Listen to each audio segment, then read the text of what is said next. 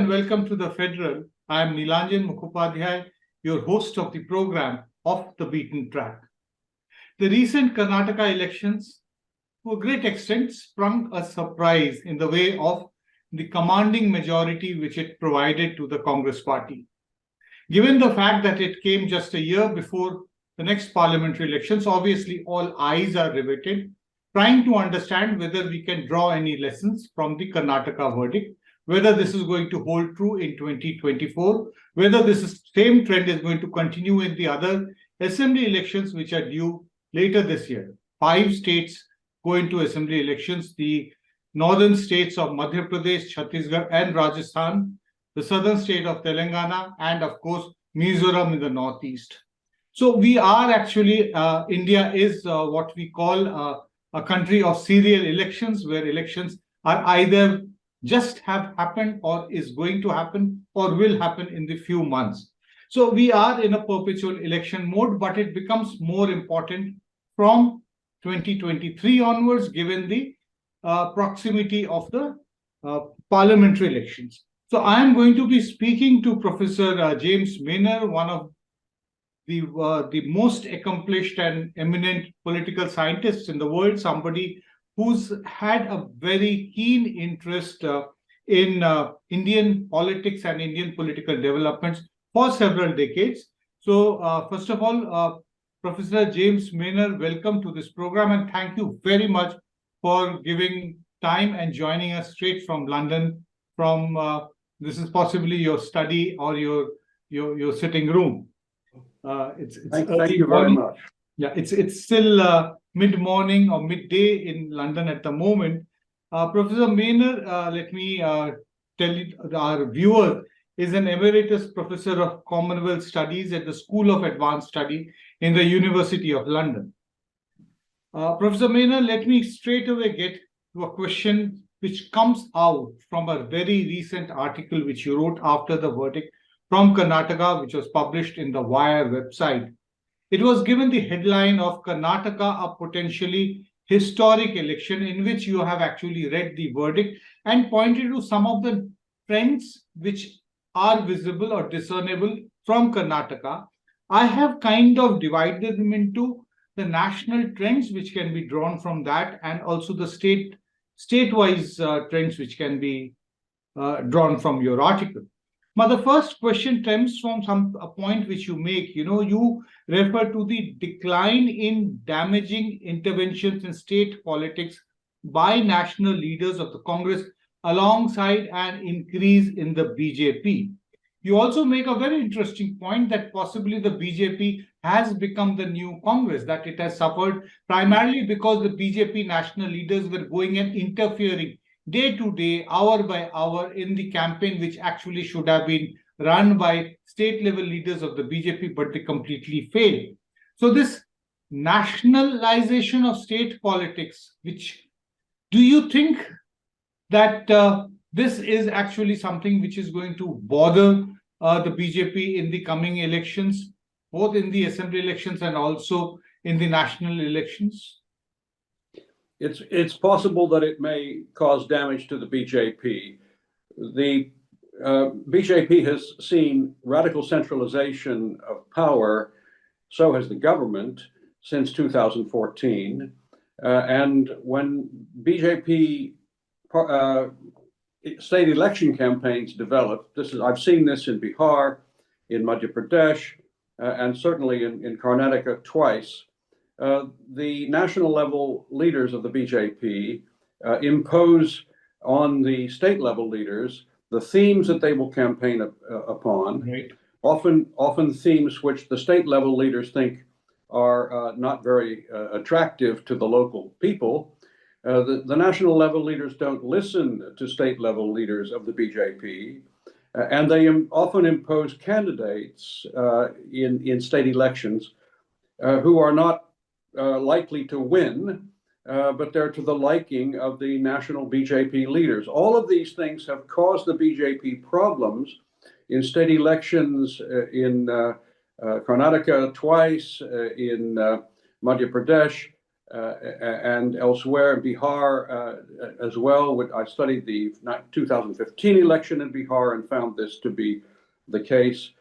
This could become a serious problem for the BJP in the upcoming state elections that you mentioned. We already see problems in Telangana and Madhya Pradesh, and it might make a difference in the national election in 2014, although the logic of national elections is a little different.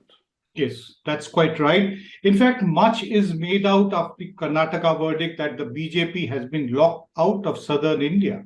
There is no, after the defeat in Karnataka, there is not a single state where the BJP is in power, and it does not appear that its prospects are very bright in other states. But also, if you just look in terms of Karnataka, in 2013 in the assembly elections, the Congress formed a government by getting a majority, not a very comfortable majority like it has done now, but a majority nonetheless.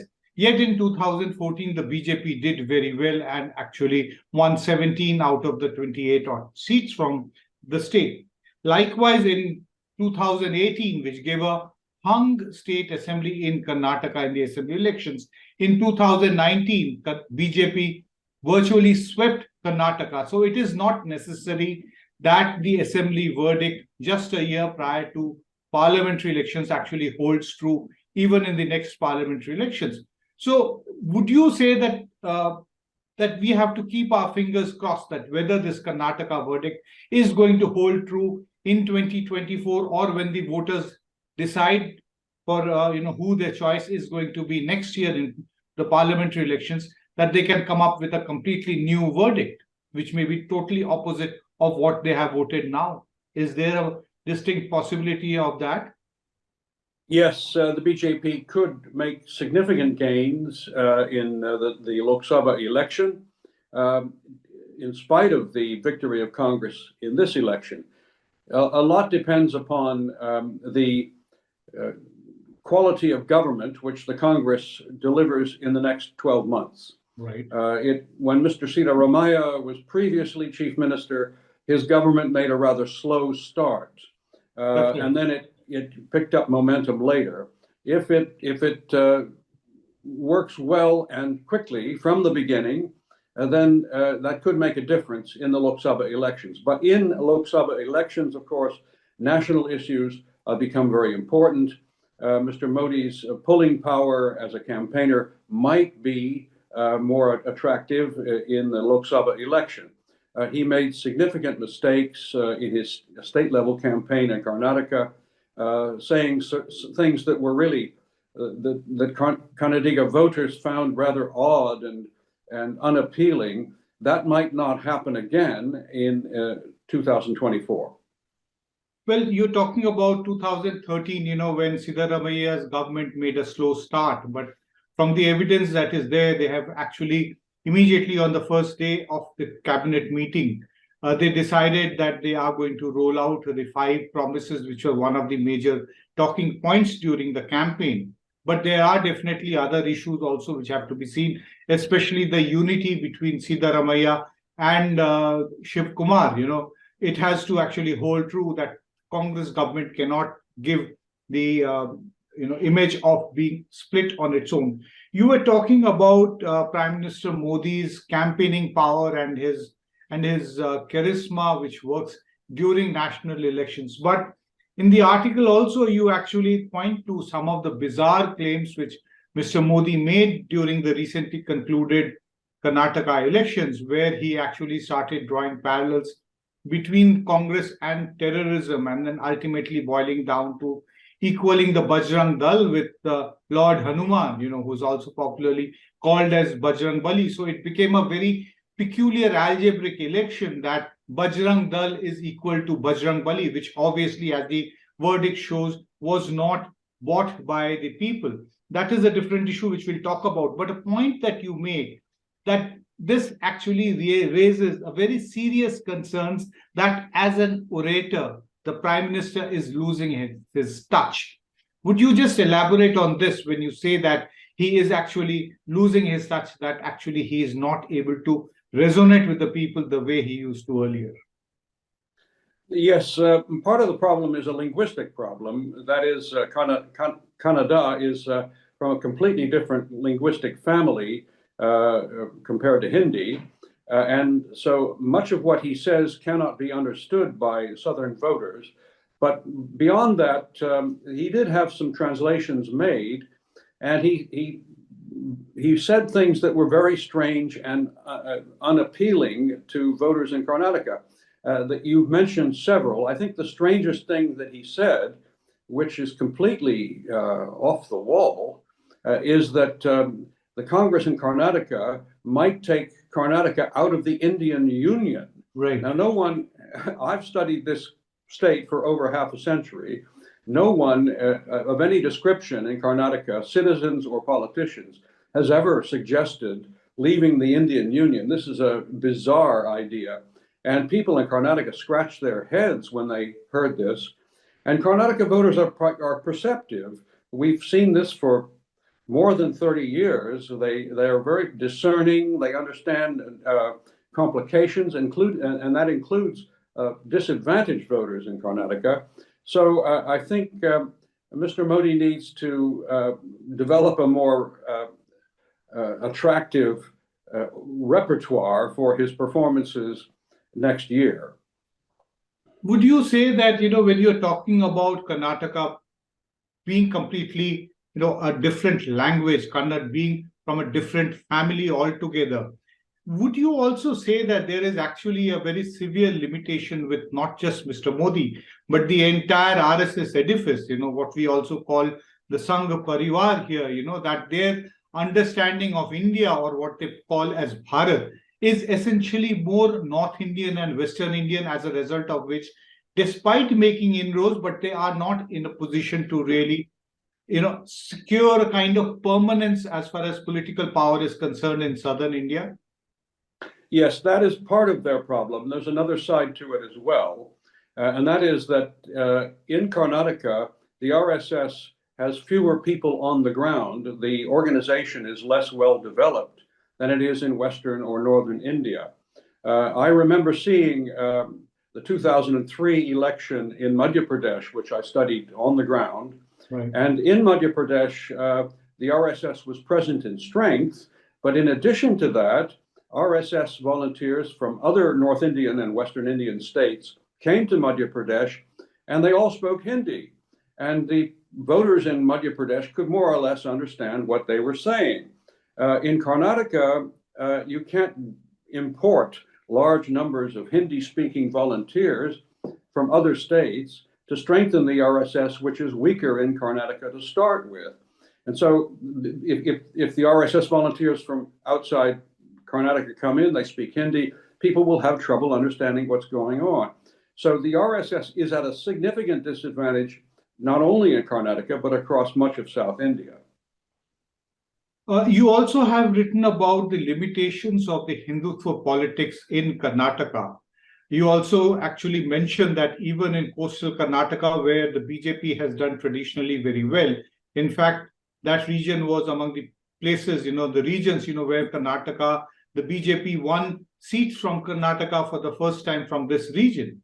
So what do you think are actually the reasons as to why Hindutva really did not become as popular as it is? Even the issues like hijab, Tipu Sultan, there have been several issues which the BJP tried to, encash, but were not really able to, and bring the kind of communal polarization which is there. In fact, you write, that the BJP made the mistake of making Karnataka look like a smaller model of Uttar Pradesh, which did not work out. Yes, I mean, we have never seen hardline Hindutva gather much popularity in Karnataka throughout its entire history over the last century. It has had some support in coastal districts, who are a very small, socially eccentric part of the state, and in certain urban centers. But it has had little popularity elsewhere. And we saw repeated efforts by the BJP this time to stir up polarization around certain issues. And we saw repeatedly people in Karnataka trying to slow this process down, resisting the process. The proposal to get Muslim merchants away from markets, from Hindu temples, etc., was resisted by Hindu merchants and Hindu consumers. We saw this kind of resistance on several occasions, and when the strange idea that two Wakaligas who'd never existed killed Tipu Sultan, an idea proposed by national leaders of the BJP, the chief Swamiji, or priest, within the Wakaliga community openly said that this must stop because it's not true and it's offensive. We don't, Wakaligas and Muslims are not at daggers drawn. And even Mr. Yediyurappa, who built the BJP in Karnataka, and who has always had a moderate approach to Muslims, Mr. Yediyurappa openly said that he thought the Hindutva campaign in Karnataka was inappropriate and not working and should stop. So there's lots of resistance in this state. So quite clearly, the BJP went overboard as far as Hindutva politics in Karnataka is concerned. Now, moving on from the BJP, you make also another very important point about Mallikarjun Kharge's election as the Congress president and the fact that he played a very important role in Karnataka. Would you be able to explain, that what is the real importance of Mallikarjun Kharge becoming the Congress president, and what is the likely impact in the coming period? Well, I think there are two impacts. The first is that Mr. Kharge is a Dalit from Karnataka and can communicate with people in Kannada across the state. And this probably explains some of the swing of ritually left-hand Dalits, traditional supporters of the BJP, to the Congress this time, even though Mr. Kharge is from the ritually right-hand Dalit group. But much more important, I think, than that was Mr. Kharge's understanding that the central government, the central Congress leaders should not impose incompetent, inept people from outside, congressmen from outside Karnataka to oversee the election and to oversee the Pradesh Congress Committee. We've seen several rather ill-advised choices by the High Command of Congress over the years, imposing destructive people from the higher up on the Congress in Karnataka at election time and between elections, and not only appointing them, but reappointing them sometime later when the Congress national leaders should have understood that these people were useless. The state congressmen understood that and tended to try to marginalize these leaders in election campaigns, sometimes successfully. Now, Mr. Kharge understands all of that, and he's an intelligent, perceptive operator politically, and he will have protected the state Congress from incompetent leaders being imposed upon them. And this is this did not happen this time. This is one of the reasons Congress's campaign was successful. In fact, you seem to be arguing that the Congress and BJP have gone in the opposite directions of what they used to be prior to 2014. You have talked about as to how the Congress has become more federal in its approach, and you mentioned the fact that the BJP has got more and more centralized. In fact, a separate article which you wrote last year, you actually said as to how the over-centralization which has happened within the BJP, primarily at the initiative of Mr. Amit Shah, the Union Home Minister now, when he was the president, he's the one who actually created this template of a very highly centralized Bharatiya Janata Party, where internal democracy and discussions with the state units have been minimized. So that is something which we have actually seen, and you have actually taken note of that also. Now, continuing with the Congress, last year when Rahul Gandhi embarked on his Bharat Jodo Yatra, There were reports from the ground that he was meeting with success. People were coming out to listen to him. But there were a lot of skepticism about the kind of electoral impact it would have. It would have, on the Congress fortunes.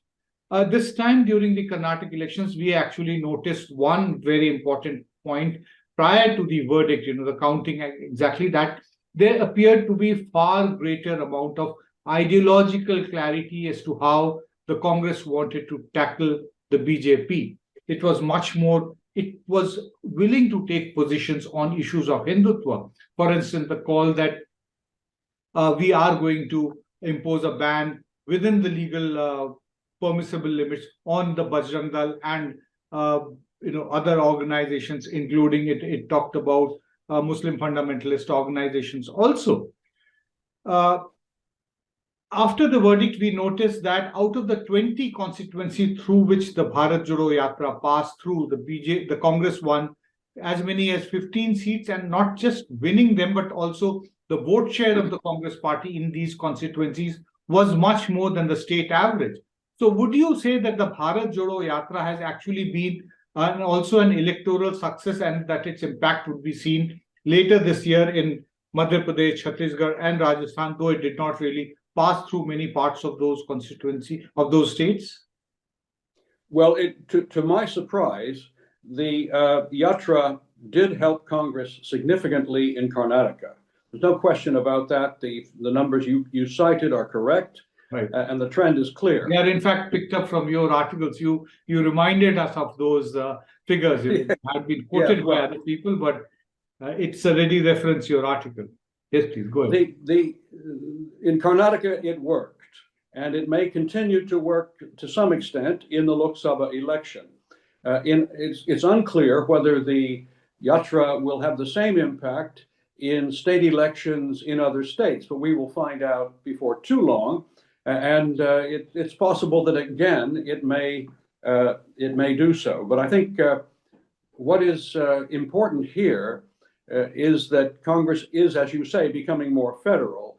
It's giving more autonomy and responsibility to state level leaders who understand, have local knowledge. They understand what matters in their individual states, and it changes from state to state. And Congress is understanding that and returning more to a kind of Nehruvian approach to its own organization. At the same time, as you say, the BJP is becoming more centralized.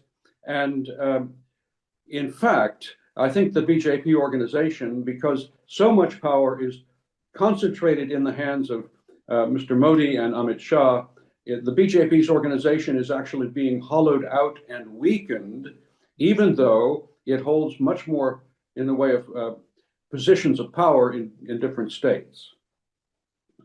You also make another very important point where you talk about money power in Indian elections. That is something very significant as far as the national trend is concerned. You say that, yes, it is true that the BJP has gained tremendously because of having possibly the biggest amount of cash that it sits on before every election. There's also the other advantages of a fairly well orchestrated publicity machinery, the welfare schemes of the central government, Mr. Modi's personal aura, and all that is there. Yet you say that you have actually provided data, which suggests that since 1980, you point out that in national and state elections across the country, roughly 70% of the parties that had more money have lost. Then it's a very interesting proposition that money is not the passport to success as far as Indian elections is concerned. Would you elaborate on this, please? Yes, I think that the pattern is very clear. The parties which have more money have tended to lose a lot, most of the time, also in Lok Sabha elections, but in state elections about 70% of the time since 1980. And that would not happen if money decided elections. On the other hand, we have to understand that today things are different. Today, the BJP has vastly more money than all of the other parties put together. At the last Lok Sabha election, it had 18 times more money than and today it has more than 18 times more money than all of the other parties put together. And this kind of inequality may tip the scales more effectively than in many of those elections since 1980. But it's open to doubt whether money alone or money and other things like Mr. Modi's supposed charisma will swing the Lok Sabha, or for that matter, state elections upcoming. One thing that you mentioned is important to watch, and that's the welfare schemes developed by the BJP over the last 3 or 4 years. And these schemes seem to have had a strong impact benefiting the BJP in the Uttar Pradesh election. And it may be that they do make a difference in the Lok Sabha elections. They did not make a difference in Karnataka, partly because those schemes were not well implemented by an incompetent government, and partly because the government was just corrupt and fairly ineffective. Professor Manor, if I can interrupt you, you also point to an interesting aspect of the delivery of these schemes. You actually talk that, traditionally speaking, in Indian politics, welfare schemes have been delivered by the ruling party through its network of leaders and cadres at the constituency, at the village level. Here, what has happened is that the delivery mechanism has become completely anonymous, driven by a massive anonymous IT network, which people identify only with Mr. Modi as he's the one who's enabling it. But in the process, what has happened, the message does not get communicated by the actual person who's delivered the scheme to them. So just the way that in Karnataka, this went against the BJP, would you say that there is also a possibility that the welfare schemes may not be able to bring as much of dividend to the BJP as it did in the earlier elections in Uttar Pradesh, be it in 2017 or in 2022? The welfare schemes, of course, of Mr. Modi have been there right from 2014 onwards, whether it is the issue of subsidizing gas cylinders, houses, toilets. We can keep on listing innumerable schemes, which are actually old schemes, but maybe improved and maybe made a bit more efficient with Mr. Modi as the Prime Minister. The important thing here is the way in which benefits from welfare schemes are delivered. And you mentioned this. It's through IT systems in which the resources are controlled entirely at the top, and all of the credit goes to Mr. Modi at the top. Now, the problem is that by bypassing his own BJP MLAs and local level leaders in distributing the benefits, the system may be weakening the BJP organization. It's certainly causing unhappiness among BJP MLAs and others. And if the BJP's organizational weakness as a result of this, Mr. Modi is weakening his own party, and that may cause damage to the BJP at state elections and perhaps even in 2024. Yeah. Professor Manor, as we move towards the concluding part of the discussion with you, I have two very important questions, again coming out from the points which you have made in the article. You talk about the aura, the cult of Modi which has been created. You actually say that he has surpassed even Indira Gandhi. He's the only Prime Minister who you think can be compared to Mr. Modi. Now, can you elaborate that? Why do you say that he has actually modeled himself completely on Indira Gandhi's line and has even gone and surpassed it? Which are the specific instances where you see that he has very consciously pushed for enhancing the cult around him?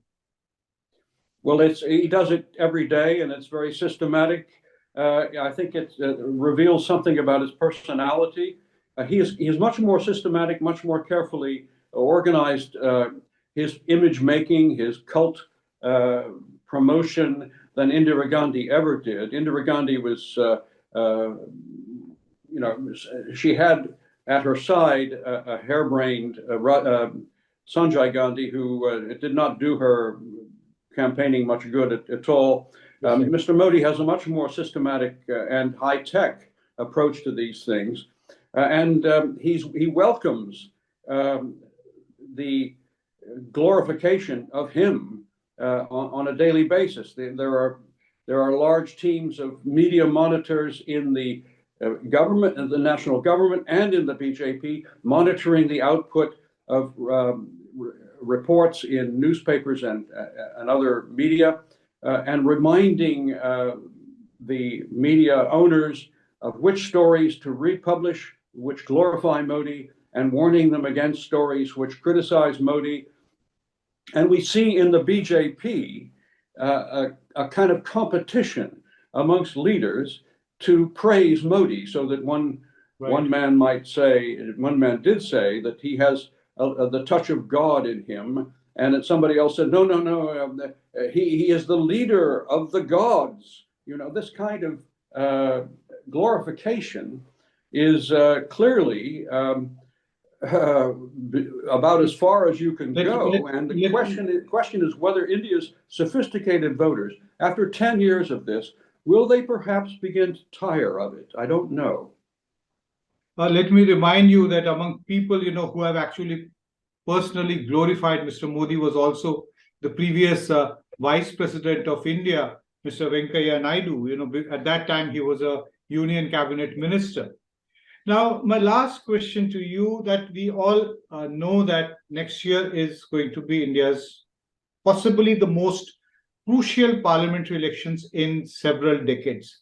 There are a large number of people in this country who feel that as far as secularism is concerned, in India, this is possibly going to be a very decisive election, that it is either going to be a make or break for them. Is there any recovery possible in 2024 if the BJP comes back with another majority, either bigger than what it was in 2019 or maybe slightly short of it?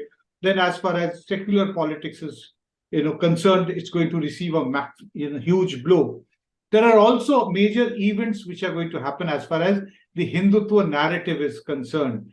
2023 is the centenary year of V.D. Savarkar's treatise, where he actually codified Hindutva, essentials of Hindutva, or the alternative name Hindutva, who are Hindus. That book's centenary is this year. Atal Bihari Vajpayee's birth centenary year is going to start from December. You have the Ram Temple, whose inauguration is slated for December 2023 or early January 2024. With all these things happening, do you see any let-up, any easing by the BJP as far as Hindutva politics and the attempt to polarize the electorate on communal lines is concerned? Do you see any let-up? I don't think so. They should perhaps read the Karnataka election result as a warning that Hindutva doesn't work all the time and in every place. But I think they're so committed to Hindutva that they will continue to push it hard on the occasions that you mentioned. But 2024, the Lok Sabha election, will also be decided by the condition of the opposition to the BJP. And it's quite possible that the BJP in that election could suffer losses of seats in places where it has encountered trouble in recent times. It has had poor showings in Maharashtra, Bihar, Delhi, Rajasthan, Orissa, Madhya Pradesh, Karnataka, Chhattisgarh, and Himachal Pradesh. Now you add all of those places up, and that's a lot of seats. West Bengal should be added to that list. That's a lot of places. If the BJP does poorly in those places, and maybe doesn't sweep Uttar Pradesh and Gujarat entirely, the BJP could end up without a majority in the Lok Sabha. And in that case, opposition parties might not be interested in joining the BJP because they've seen the Shiv Sena, the SAD in Punjab, the JDU in Bihar leave the NDA because they're unhappy with the way the BJP treats other parties. We could see, we won't see total opposition unity before the polling for the Lok Sabha election. But if you have this kind of result after the polling, and the alternatives have an opportunity to form a multi-party government, it might just happen, depending on the results in those states that I mentioned. So it really means that the task before the opposition parties is try to field as many seats as possible, only one opposition party against opposition candidate against the BJP candidate. That is the big challenge, to maximize one-on-one contests.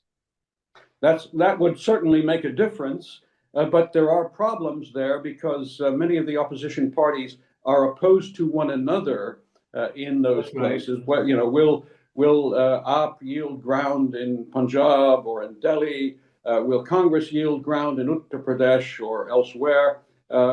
And so it goes on. So there are limitations, but that could make a difference. Well, yes, it is said that a week is a long time in politics and a year is a long time in the election politics. So, well, thank you, Professor Manor, for sharing your insight and telling us that what is the likely possibilities before us. We definitely are not sure about what is going to happen in India, but we definitely are at a very critical point in the nation's history. Thank you very much, Professor Manor, for coming and joining us on this program. Thank you.